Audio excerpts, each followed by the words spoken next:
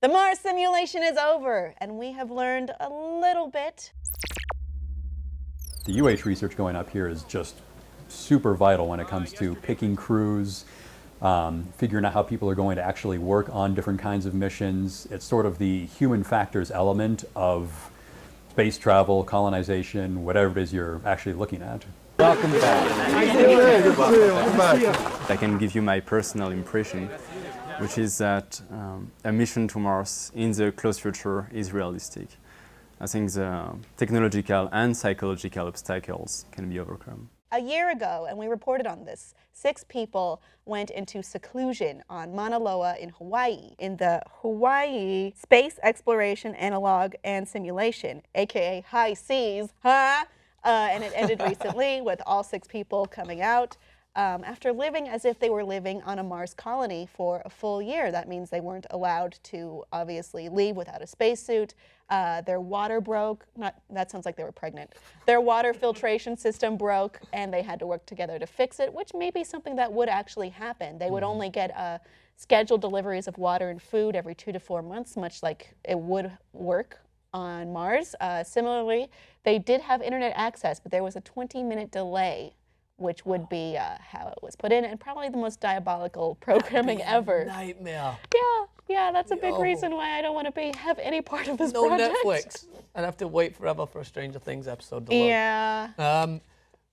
Okay, so is my mind completely in the gutter when I think straight away is like, are they all single? Are they all just friendly? Okay, It's well. only because a year, like with just the same group of people, I can only be led to assume, with my mind being firmly in the gutter, that there is some sort of sexual thoughts going on. Everyone Got to be. is pregnant. No. Everyone has left.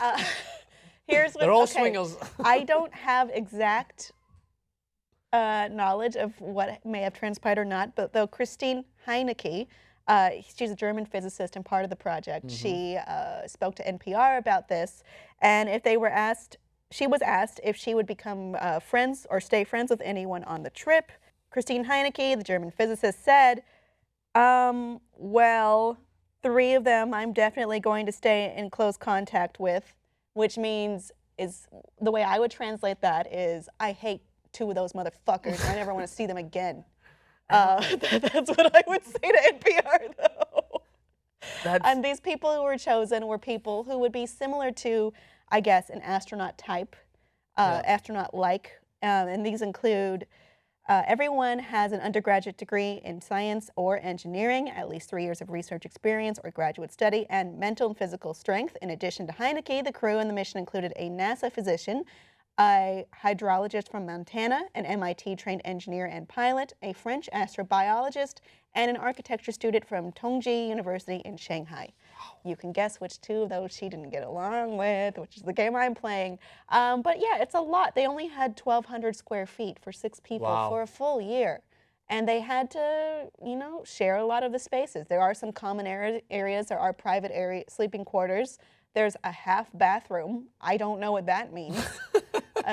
Means if it's yellow, let it mean. I'm joking. I'm not going to get into that. It probably might mean that. So it's not an easy thing. Yeah. And you have to have, even with ideal candidates of, well-rounded, very intelligent individuals, there might be some issues. Of course.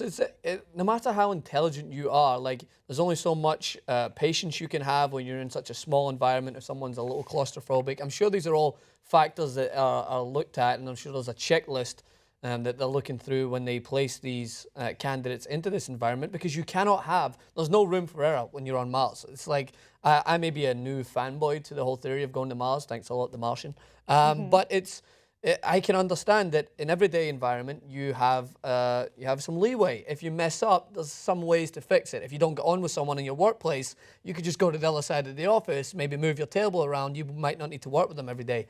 In this situation, it's literally life or death. That? You're stuck with that one person you can't stand. And you have to work with them in order to maintain your survival. That's the hardest part. It's like you have to put your discrepancies aside. I don't think I'm an ideal Mars candidate because I stop. if I'm with someone I don't like. I'll be openly rude, and I don't give a shit. There's no and that's room- probably not an ideal thing to do. And I mean, that's the honest thing about it. Is again, with me, I've got a bold personality. I like to make some jokes, but I'm also very firm in my opinions. I don't know if I would be a perfect fit either, because at times you might need to put your own personal prejudice or feelings aside to focus on the task at hand. And there's no room for error here. It's not like, all right, we'll come back, we'll take a break, we'll come back. By that point, No, the we need air's cut water off. now. Yeah, we need water. We need air now. What do we Let's do talk about the this food? first. No, we need to fix this. No, I think it's you got to give a lot of credit to people that put themselves in this situation to explore this amazing universe we get to live in. But it wouldn't be for me.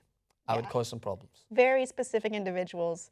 Troublemakers like us wouldn't work. Yeah. Audience, would you be part of this as a simulation or for real on Mars? Let us know below in the comments, and please like and subscribe for more.